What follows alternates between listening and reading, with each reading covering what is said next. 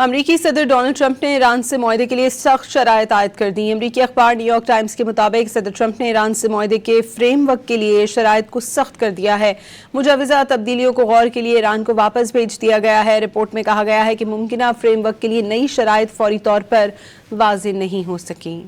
अमरीकी सदर Donald Trump ने ईरान से मुआहदे के लिए सख्त शराइत आयद कर दी। अमरीकी अखबार न्यूयॉर्क टाइम्स के मुताबिक सदर ट्रंप ने ईरान से मुआहदे के फ्रेमवर्क के लिए शराइत को सख्त कर दिया है। मुजवज़ा तब्दीलियों को गौर के लिए ईरान को वापस भेज दिया गया है। रिपोर्ट में कहा गया है कि मुमकिना फ्रेमवर्क के लिए नई शराइत फौरी तौर पर वाज़ेह नहीं हो सकी।